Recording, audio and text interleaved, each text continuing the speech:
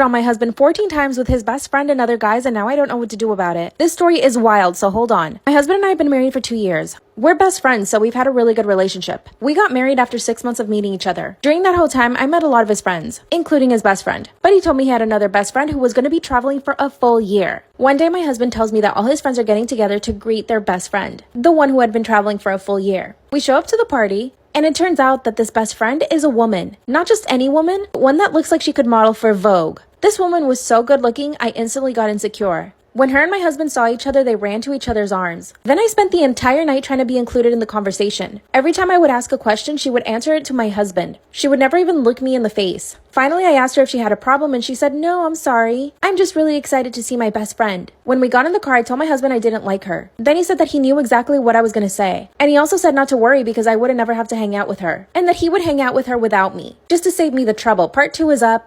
Cheated on my husband 14 times with his best friend and other guys, and now I don't know what to do. That's when he told me that he would hang out with his girl best friend without me, so that he could save me the trouble of having to see her face. Then I asked him if he thought that she was more attractive than me, and that if he preferred to be with her than with me. He started to laugh and said no, and he felt offended that I would even ask him. So basically, he didn't even answer my question. Sometimes he would tell me that he would go hang out with her at bars. I would stay home and just literally cry the entire time. I would get sick to my stomach picturing my husband hanging out with this Vogue model. That's when I reached out to my husband's best friend and asked him what the deal with her was. And this man spilled all the tea. He told me that they had all been best friends since college, and that the Vogue model was basically in love with my husband the entire time they were in college. But my husband never paid attention to her. But then he told me that they ended up hooking up one night, and that after that my husband was hooked. But then she didn't want to be with him. Instead, they decided to stay best friends. I ran to the bathroom and vomited. Part 3 is up.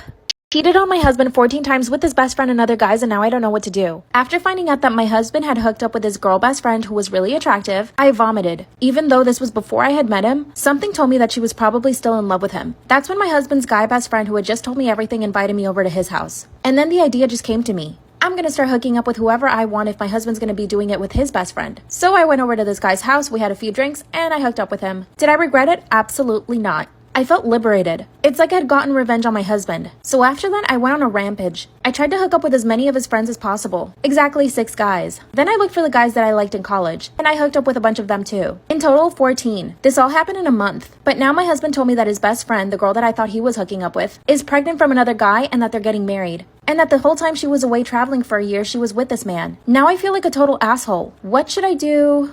Just matched with my dead wife on Tinder. I heard the front door of my house close and I tightened up in my bed. I started to write back. Why? I'm a dumbass. I don't know. Another message rang in before I could shoot mine off. You're on Tinder too soon, Derry. The pet name only the two of us used between each other. The logistics of who knew that name flashed through my head as I heard footsteps approach my unlocked bedroom door. Then the footsteps stopped right outside. They were accompanied by a fresh message in my inbox. You were supposed to mourn me, not try to fuck 23-year-olds on Tinder. Oh my god. I realized right there that it was even following Allison's quirk to impeccably punctuate any kind of message even if it didn't matter, putting the dashes into 23-year-old. I spoke, finally. Allison, I'm sorry. I love you. I miss you. I've been sick to my stomach for 2 years, but I had to move on. I threw up most mornings for almost a year. Tinder. Oh my god. I realized right there that it was even following Allison's quirk to impeccably punctuate any kind of message even if it didn't matter, putting the dashes into 23-year-old. I spoke, finally. Allison, I'm sorry. I love you. I miss you. I've been sick to my stomach for 2 years, but I had to move on. I threw up most mornings for almost a year. I was wrecked. I couldn't work. I couldn't do anything, but I'm finally starting to put it together. I pleaded into the wood of my bedroom door. My throat went dry. I couldn't speak anymore, too choked up, just like I had been when I tried to give Allison's eulogy. I'm fucking sorry. Everything hurts. Every day. You're my only love. Forever. I barely got the words out. I couldn't hear or see anything, but I could sense someone out there on the other side of the door. Then I couldn't. Then I heard footsteps walk away. I walked out to the front door and looked outside. There were no signs of life. I went back to my phone in the bedroom. Allison's profile had been deleted. I felt okay. Until a couple of nights ago after I came back from a date with a 26-year-old I met off of Tinder. I came home tipsy after a few drinks and a makeout session in my car. On a high, I checked the app to see photos of the girl whose tongue had just been in my mouth and noticed that I had a new like. I had my account on premium so I could see who it was. It was Allison again, but with the same profile. She was only 1 mile away. I swiped right.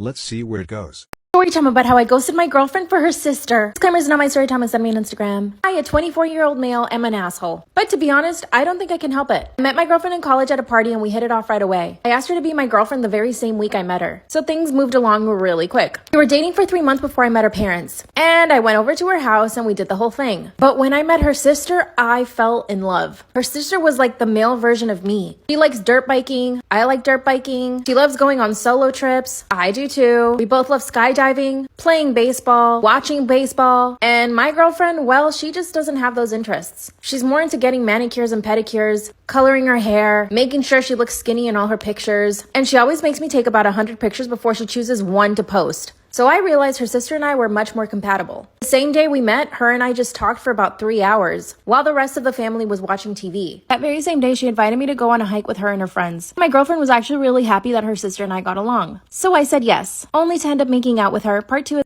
story time about how I ghosted my girlfriend for her sister. Disclaimer, it's not my story time, it's send me on Instagram. When she invited me to go hiking, I instantly had to say yes. But in my defense, I tried to convince my girlfriend to come with us. She said no because she didn't want to get sweaty and she didn't want to ruin her hair. So her sister and I made our way to the hiking place with her 2 friends. During the hike, we had so much fun. Her and I basically walked together for 2 hours and just talked. The longer we walked, the more I fell in love with her. And I could tell that the same was happening to her. We decided to walk ahead of her friends just to get some more privacy. And that's when we started making out. Then she instantly started to cry. She felt really bad for her sister. And I felt bad for her sister. But there was just nothing we could do about it. At least not then. When we got back to her parents' house, we decided not to talk about it or even talk to each other. My girlfriend and I went back to college and I didn't see her sister for another 2 weeks. She finally came over to visit and we decided to go to a house party. And this is when things get even more complicated. At the house party, my girlfriend decided to get really drunk. And she was being a brat. So her sister and I had to take care of her the whole night. When we finally took her back home after she was sick, her sister and I started making out again. Part 3 is up. Time about how I ghosted my girlfriend for her sister. Disclaimer, it's not my story time, send me on Instagram. While my girlfriend was blackout drunk on her bed, her sister and I were making out in the kitchen. I know, I'm an evil man, but I just couldn't help it. That's when I realized that I had fallen in love with my girlfriend's sister over the last 2 weeks. I couldn't believe it myself. That's when I decided to tell her in the kitchen that I couldn't see her sister the same way anymore, and that I kind of wanted to be with her. She told me there was no way that could ever happen and that she would never do that to her sister. Yet she was still making out with her sister's boyfriend. I asked her to tell me how she felt about me, and she basically told me she felt the same way. So over the next few days, I made a decision. I decided to ghost my girlfriend. I didn't have the balls to tell her that I had fallen in love with her sister. I mean, can you blame me? Of course, my girlfriend went nuts trying to contact me, so I ended up blocking her number. She came over to my apartment, but I didn't answer the door. That's when I called her sister up and told her that I was single. But now she's rejecting me and doesn't want to be in a relationship with me. I feel like an asshole because I ghosted my girlfriend and I fell in love with her sister. Now I'm the one ending up alone. Should I get back with my girlfriend or should I try to get with the sister?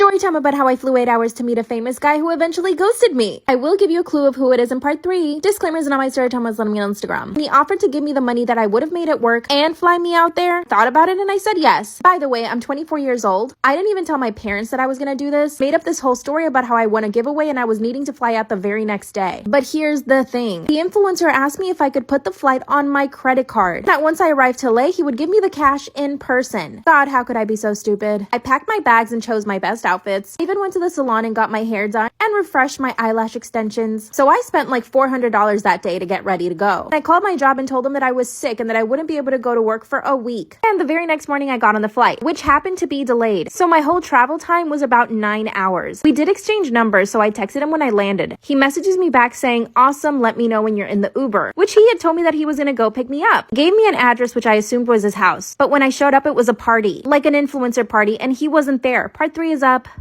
Story time about how I flew 8 hours to meet a famous guy who ended up ghosting me. I'm giving you guys a clue at the end. Disclaimer, it's not my story time, send me on Instagram. When I finally got to the address that he had sent me, I realized he wasn't there. It was an influencer party. Like influencers that I knew and I followed on Instagram. So I started going up to people and asking them if they had seen him. Finally, one person told me that they had seen him leave with another girl. Another girl. I was crushed. I went to the bathroom and cried for about 20 minutes. I composed myself and I called him and he didn't answer. I texted him and he didn't answer. Instead, I went to a fancy restaurant in Beverly Hills and I stayed at a nice hotel. I figured I might as well have a good time if I was there. Guess what though? He called me at 3 in the morning when I was asleep. Called him the next morning and he didn't answer. Here's your clue. He has a YouTube channel and used to have long hair. This man proceeded to ghost me for a full full week. When I got back home, I sent him a message saying how disappointed I was. That's when he FaceTimes me and asked me to come back to LA. I asked him for the money for the ticket and he said he couldn't give it to me until he saw me in person. What should I do?